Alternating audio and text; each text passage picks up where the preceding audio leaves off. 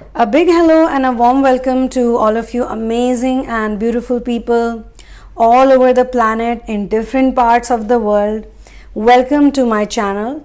In this session, I would be talking about the title as you see, When You Are Wrong, You Run. Now, this is a channeling session wherein we are going to speak about the habit of running away or the habit of not trying to face the truth and assuming that something else is the truth. Also, if you are guilty inside, if you know that you have done something wrong, you are definitely going to run away. You don't want to face the people, at least the same people who know that you have done something wrong. So here I am going to speak about the DMs because they are the ones who are famous for running, and the DFs who are famous for chasing.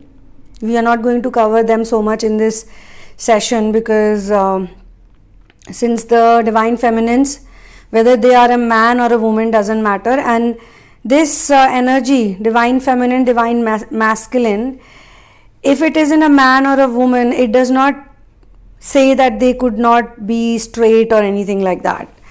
Same sex relationships are also there in twin flame world community, but normally if a woman has divine masculine energies, she can also be heterosexual. If a man has divine feminine energies, he would still be attracted to the opposite sex, but he would be attracted to women who have more of masculine qualities, and there are many like those. Now, let's understand running today. Why do they run? I read this quote on Instagram just now. It says, if you can cheat on your girl and come home, look her in the eye and tell her you love her, then you are the lowest kind of man on the pyramid. Man on the pyramid. Okay, I don't know what the lowest kind of man on the pyramid means, but lowest kind of man or low lifer basically. Now, we need to understand one thing, that in the case of twin flame relationships, sometimes the masculines don't even cheat on the feminines. It's not like they have done typical kind of cheating. Cheating means that you are in a relationship with someone and you are sleeping around with someone else, or you are in the same kind of commitment with someone else.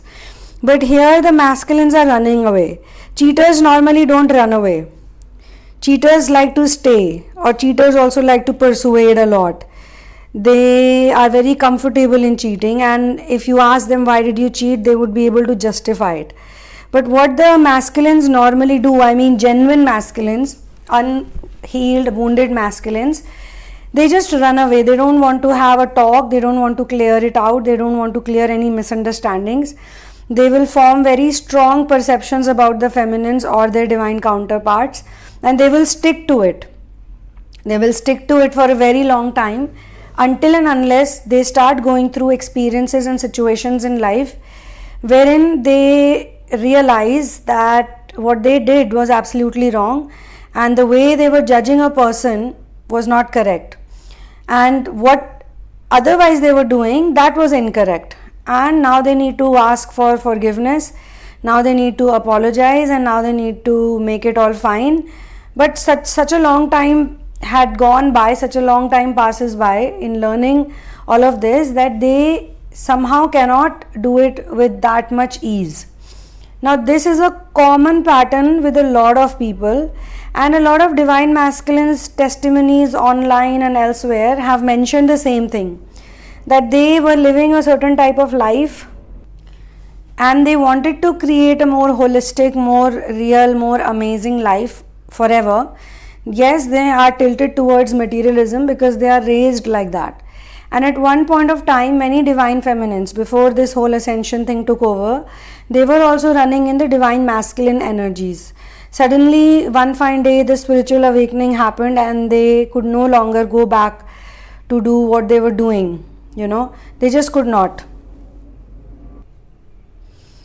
And they simply weren't, like they were 50% there, you can say, but 50% you were not there. They were not there, not you, they were not there. So then comes along the divine feminine, they meet him or her, it could be anyone, a man who has higher nurturing abilities, nurturing energies, a man who is more wise, who's not violent, who's not into all these false or toxic masculine activities, they are actually more potentially, they are more capable of being the divine feminine.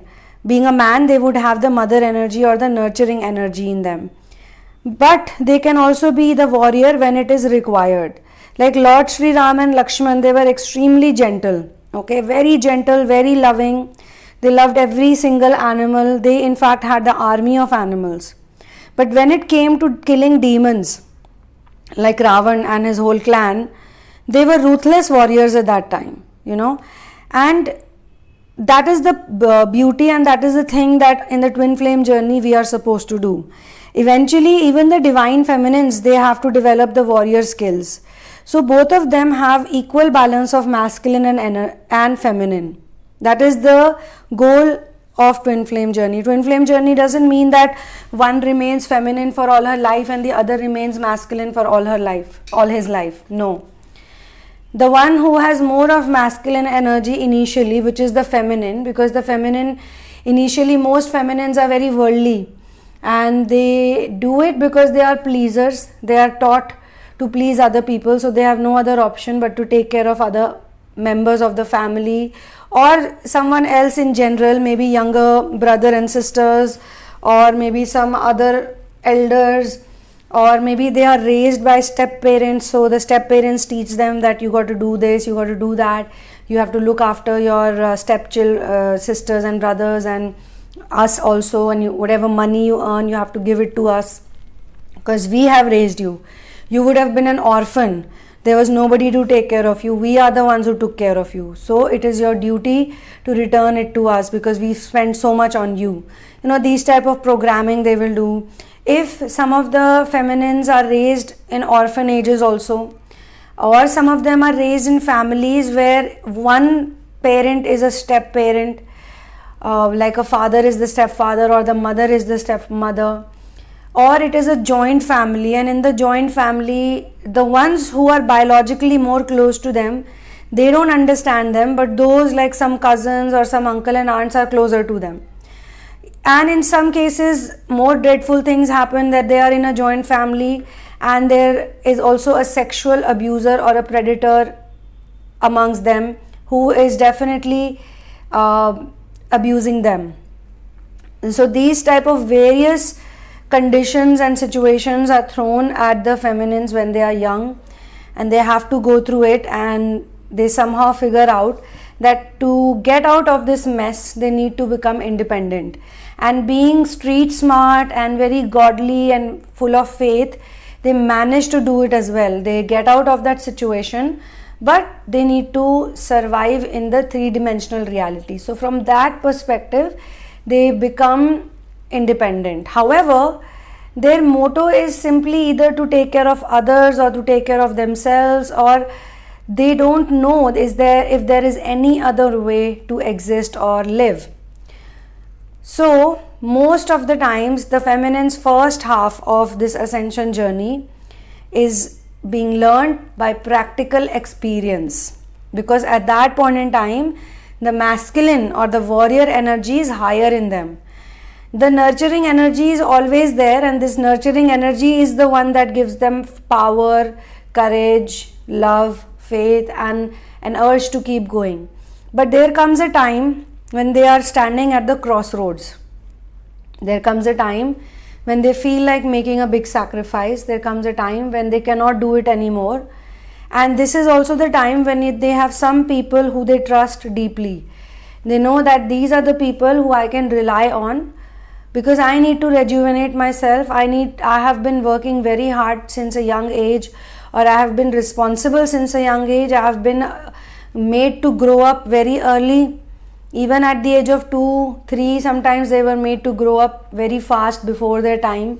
So it becomes very tiring. It becomes very difficult for them to cope up with it. So they have to take a break, and this is a spiritual break. This break is not something that they decide and take. This break will happen on its own. Depends on how long it will happen. For different people it is different, but the break always happens. Now, this is also the time when a lot of feminines end up meeting their masculines because they have made a huge amount of, or a big type of a decision to be on their own. But at this time, materialistically, they could be challenged, or they could be challenged in their sacral energies also, because they really want to take a break. Maybe they are out of toxic relationships. They have somehow recognized or learned to recognize the false twins or the karmics. So, and in some cases, some people, a certain section of people, they don't meet the divine masculine even then. When the break happens, or when they are getting back up into their energies, they don't meet. Or if the meeting happens, it's a very brief meeting, but it's a very intense meeting that takes control over them somehow. And this is where they begin to shift, and they start going back to the nurturing energies, and they realize that the nurturing energies, the warrior energies, were there to help them, and now they need to use the warrior energies only when they meet certain type of people. Normally we need warrior like energies when we have to take care of fake people, or extremely materialistic people, or very egotistical people. Correct use of warrior like energies can also be very much predestined. It's not necessary that it happens only because your situation is like that. Maybe you're being put in that situation for a reason, for a greater good. Now the masculines are doing the opposite role play. Okay, when they were young, they got really good lifestyle, or they were taken care of by their family members. They were smothered with love, as you can say. And the same type of, two different type of people, like masculine, feminine, can also be in the same family. So this is also a reason why the feminines somehow end up inspiring other people, and this is also reason why in some cases the feminines are elder to the masculines, because the masculines are on purpose, they are sent to planet Earth later, after a gap, so that they learn, they develop those faculties, and then after say 5 years or 10 years or 6 years or even 15 years for some people, the masculine is born. Or that the way they are born, there is an age gap between them of 10 years. So when the feminine is say 7 years or 8 years, say for example, a masculine is born, because by the time she is 7 years old, she has developed and learned all the things, all the programming has taken place by the age of 7. So sometimes this age gap is commonly seen. The concept of opposite polarity in some cases works with absolute precision. So obviously when the feminine realizes that the three-dimensional world, or the worldly world, or this materialistic world is not meant for her, and she's much happy being in the spiritual lifestyle, the ascension lifestyle, she changes. And when she changes, say for example, she meets the masculine, so she's in the process of change or the process of transformation, and the masculine is not very sure about what she is doing, because even she is in the process, she has not completed the process. So he kinds of takes her with the looks at with the eyes of doubt, and does not see what she is doing, does not acknowledge it, and does not even appreciate it. In some cases he criticizes it a lot, or he tells her that whatever she is doing is lame, whatever she is doing is stupid, it is false, it doesn't make any sense. He demotivates her, he pulls her down. All of those things also happen. In some cases they don't say it, but energetically they are looking down upon her, and there is a big change in their behavior as well. When the divine feminine is doing this surrender work, when they reach the stage of surrender, a lot of them feel that the twin, the divine masculine, is very happy, he's enjoying, he's living at the it life, or he's getting some kind of social recognition, blah blah blah. And he on the other hand is also suffering, because the way he learns the lessons are different. You might think that since you are doing all the inner work, you are the one who is doing all the hard work and he's enjoying.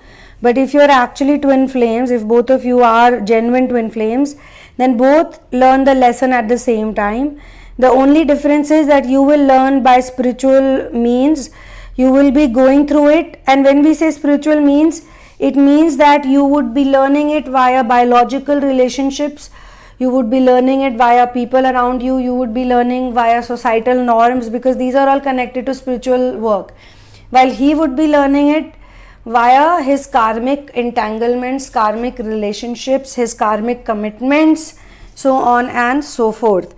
Now one might learn before the other also, because if one has always been spiritual by nature, or they've always been very attracted to spiritualistic world, then they might have a different energy. And if the other has always been very logical, being logical is a good thing, I mean very calculative, being practical from the materialistic standpoint, not from the spiritualistic standpoint, of not from the realistic standpoint. So once he learns these lessons, that whatever logic and whatever practicality he is putting into something, it is actually not correct. So another reason why they run is because they have a lot of guilt in them that they have done wrong to the feminine. Most of the time sexual relationship also triggers the running away, because the masculines, by the time they meet the feminine, and most of you might not believe it, but if it's a genuine twin flame, by the time they meet her, they know that sex is not real love, lust is not love, they know it by then. And they could have even turned demisexuals if before meeting the feminine they were promiscuous, or they were flirtatious, or they were the player type of men who would easily get the booty. And after meeting the feminine, they would be like, okay, I love this woman, I really like her. But when they have sexual thoughts about them, or when they get entangled into some kind of sexual relationship with them, they will feel very guilty about it, because they will feel and they will know that I have used her as well. I have done the same thing that I was doing with others, which I didn't want to do. This time I didn't want to do it. This time I wanted my relationship to be different, but I've done the same thing.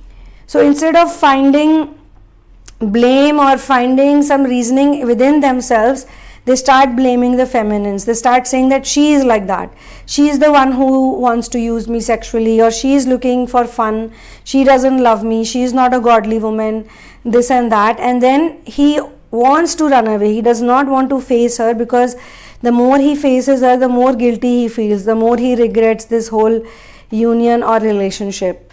Now, as I said, it's not the same for everyone. In some cases, they feel that the feminine is very money minded, she is very greedy, all she cares about is money, all she talks about it is money, all she wants from me is money. Money, money, money, money is the theme of her life.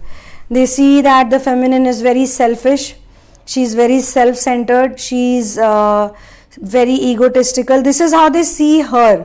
In reality, that's how they are at that point in time. But because she does not massage their ego, she does not challenge them like literally in the way very openly, but she will challenge them in a subtle way.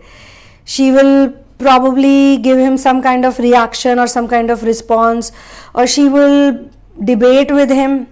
In some cases, it could also be seen as the feminine having a long-term relationship with the masculine, but she's been quiet about his weaknesses, and one fine day she just erupts like a volcano and he cannot take it anymore. He feels very hurt, like how could she say all these things to me, how could she point towards my flaws. But she is also tired, she wants to be with a responsible man, she wants to be with a loving and a kind-hearted man, and also a good provider, and also main thing is responsibility. For the masculines need to learn commitment really well. They lack commitment in life, they lack being responsible in life, whether they pretend to be very responsible or not, that doesn't matter. So when she hurts their ego, and why is the feminine doing all this? Like, is she enjoying it or what? She is not enjoying it, rather she has been through some of these stations, she has been in these destinations, and she has wasted a lot of time, she feels. Because at that point in time, even the feminine still has wounds.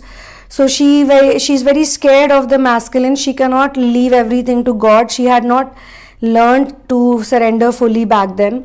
So she starts trying to take control, and she also tries to dictate and protect the masculine at the same time. She tells him that don't do this, don't do that, don't live like this, don't eat this, don't go here, don't do this, blah blah blah, so many things. And then at the same time she is fearful for him because she's trying to save him from all the pain and agony that she has been in while she was transforming. She sometimes thinks that his transformation should be very smooth, and that's never the thing. Transformation is never easy. It takes patience, effort, time, and once the transformation happens, then you realize why it is not meant to be easy. Because if everything is so easy peasy, then you'll never value it, you'll never be able to take care of it and grow it or progress further in that area. And next time when you progress, you will be like, fine, let the trouble come or let the pain come, I'll be okay with it. And sooner with time you stop reacting to the pain, and thus you learn even bigger lessons in life, right? So yes, the masculines are running because of guilt, because they don't want to face the commitments. They want to have an easy busy life and they want to do whatever they feel like doing. The feminines trigger them and they don't like to get triggered. Their egos get hurt and they want to protect it from getting hurt. And later on, when they realize that they have made a mistake, then they go through further more guilt, repentance, and they cry a lot.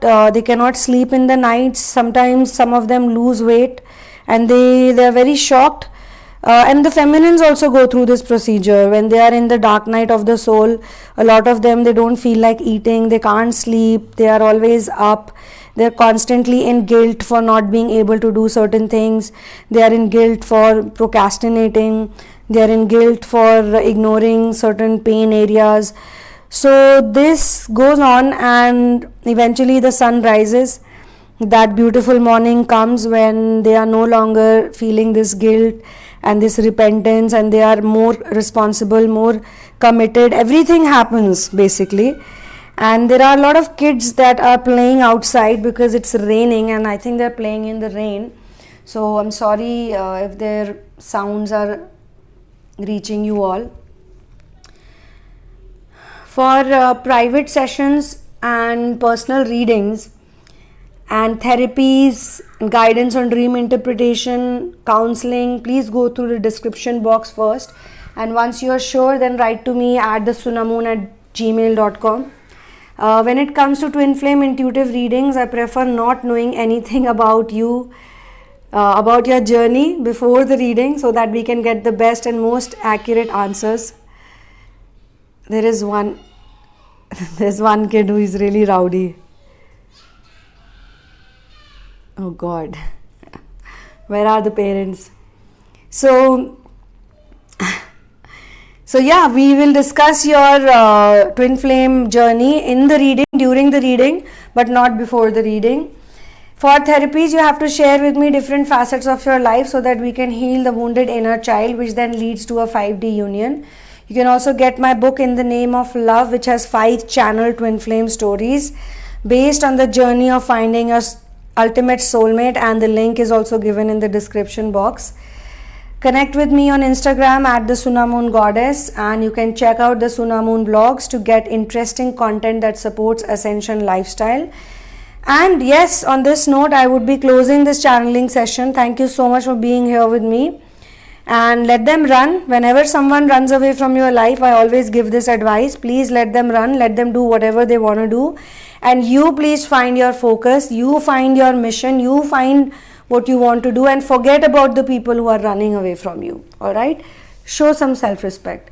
So, one love and peace out. See you soon in another one.